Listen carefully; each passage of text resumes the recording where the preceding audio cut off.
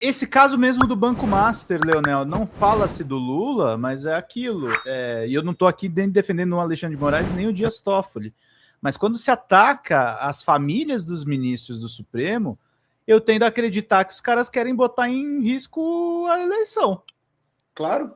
O processo contra o Bolsonaro, querem o Bolsonaro solto. Claro. E aí vão para cima de ministro, não importa qual álibi. Não importa qual. Qualquer coisa. Veja bem, a justiça foi uma caixa preta que nunca foi aberta depois da ditadura militar. Sim. Né? Então ela tem seus gargalos, tem suas dificuldades e tem essa... A família acaba fazendo negócios, ou participa. A porta giratória, né? O ministro tem a esposa e tal, e é isso. E são todos. E o Brasil, mas o Brasil sempre foi assim, né? Sempre foi.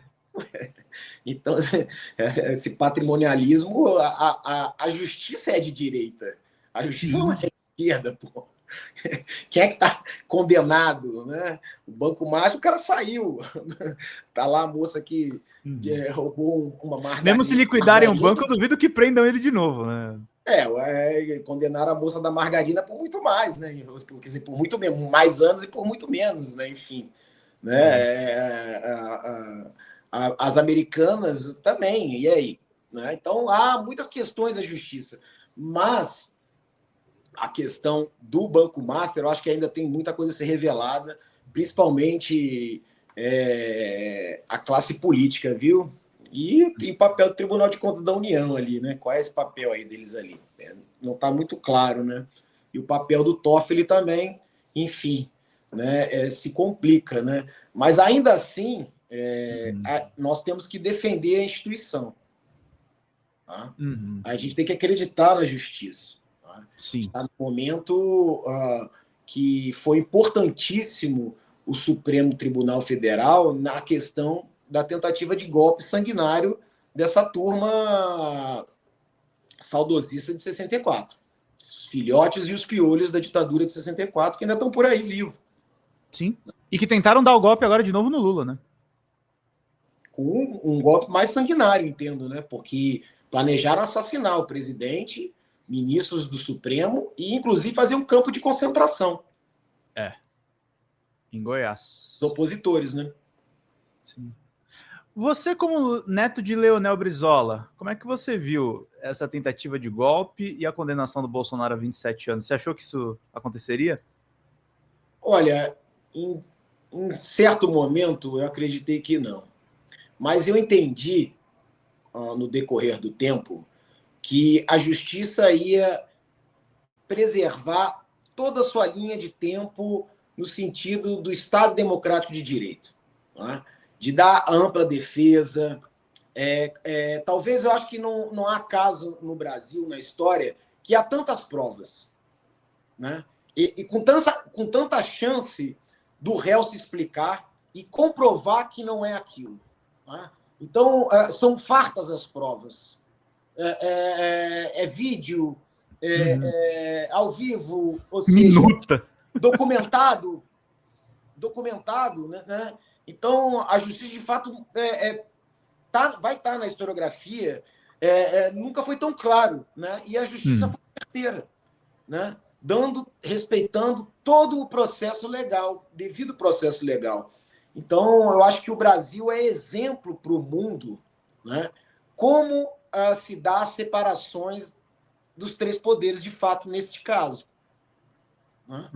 Possa ter, como eu falei, algumas quebra-molas da justiça, do legislativo, do executivo, mas, de fato, são harmônicos entre si e as instituições estão funcionando claramente no Brasil e estão dando uma aula ao mundo de democracia de fato. Não é? Isso ficou claro. E a figura do Lula é importantíssima porque eu entendo que não existe povo sem líder. Não existe. E um líder popular, né? Não é esse líder que a direita fabrica, né? Forjado na luta, né, Pedro? Forjado nas greves, forjado nessas eleições que nem sempre foram justas com ele, nessa mídia canalha também que bateu bastante nele. Eu acho que tem um simbolismo aí muito forte. Simbolismo muito forte está sendo reforçado por esses Oscar e Globo de Ouro que a gente está ganhando, né? Pô, sensacional, né? Eu vi o filme do Wagner Moura, O Agente Secreto. O Agente Secreto, excelente.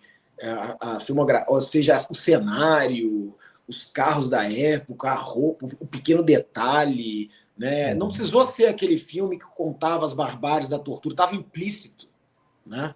Estava tudo implícito, né? E os filhos, depois a continuidade, né? Olha, eu recomendo, assistam esse filme porque é muito importante, de fato, e mostra que o quanto a gente precisa esclarecer esse episódio. Eu digo que a gente precisa cada vez mais publicizar 3 episódios na história para o Brasil. 2 aqui dentro e outro que seria externo. Nosso seria a campanha da legalidade, comandada pelo Brizola no Rio Grande do Sul, que impediu uma tentativa, pela primeira vez, na nossa história, impediu uma tentativa de golpe da direita.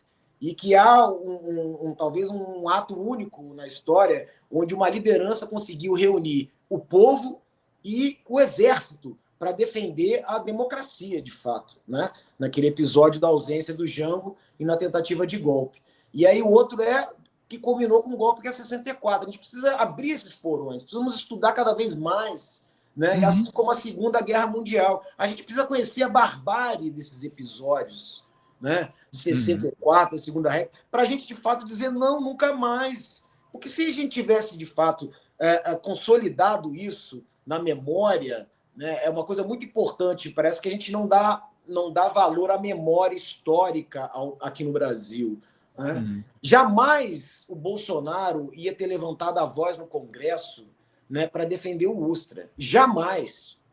Jamais um deputado, aquele Jordi, aquele anão moral, andaria no Congresso com a camisa do Ustra. Ou filho do Bolsonaro andaria com a camisa do Ustra no pleno Congresso Nacional, na casa do povo brasileiro. Um dos maiores torturadores da história do Brasil, que torturava mulheres e crianças. Não seria permitido pela sociedade. Não seria permitido essa turma andar impunemente. Então faltou isso. O que a gente está vendo aí, uma coisa que meu avô falava muito, caro é o custo da ignorância para o Brasil. E uma resposta para o Fernando Henrique quando ele disse que o CIEP era caro. Não é? Isso que é caro. Essa ignorância, né? Essa burrice plena dessa turma que acredita, que mostra, por um lado, que o brasileiro é altamente manipulado. Né? Porque você veja, se alguém te xinga na rua, Pedro, vá pra puta que pariu, desculpa o termo, vá tomar naquele lugar, vá pra... E você reage com mais raiva, isso demonstra o quê, de fato? Que você é uma pessoa altamente manipulada. Que você não consegue controlar suas emoções. E que isso foi treinado e incentivado, né, Leonel? É aquela questão. Quando você tem uma mídia, você tem um dos maiores grupos de comunicação do mundo, que foi criado pela ditadura. E para ele não interessa contar a história, ou interessa contar com tons que não o comprometam. É lógico. Aí passava filme de Hollywood, lá do Stallone, o Cobra, não é nem o Rambo. E lembrando do Cobra lá, ele começava lá, ele matando bandido, e o bandido tinha foice e martelo. Entendeu?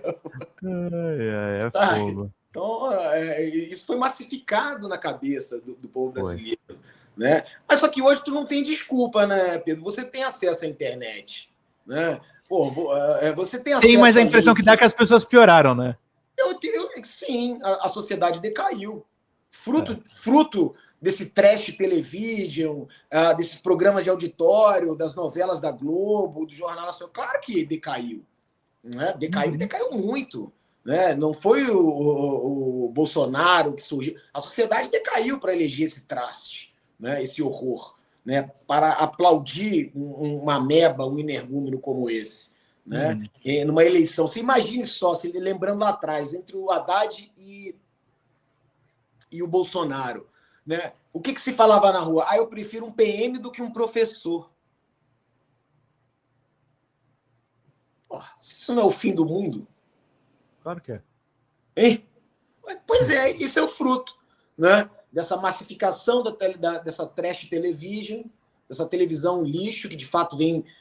Você veja. Sabe que o Brizola, no governo Brizola, ele, o Nilo Batista, mais um grupo de pesquisadores, a Vera Malaguti, o Darcy Ribeiro, eles montaram uma equipe e ficaram monitorando a televisão na década de 80. E saiu até um estudo mostrando o Exterminador do Futuro, o grau de violência dentro da televisão. E veja só, querido amigo Pedro, o maior número de atos violentos estava na parte da manhã, onde eram os desenhos para as crianças. Diversos tipos de violência que passavam assim, iam passando, desapareciam. Mas é desenho. Claro, vai dentro encurtindo no teu imaginário, vai adentrando como fosse algo normal.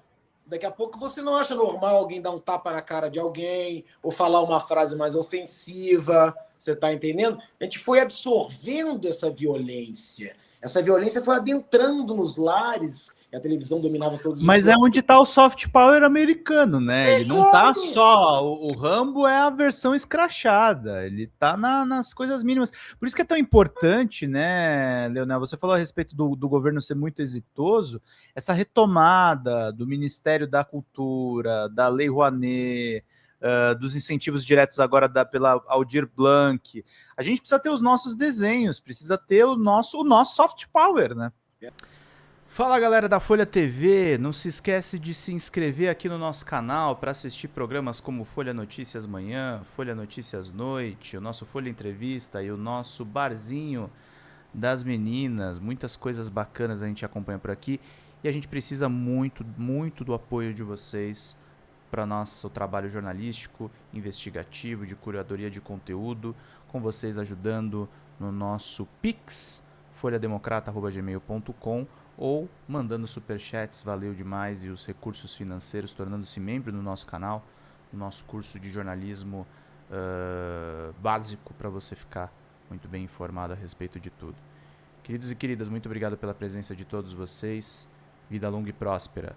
Cuidem-se, cuidem dos seus, e não esquece de se inscrever aqui na Folha TV. Até mais!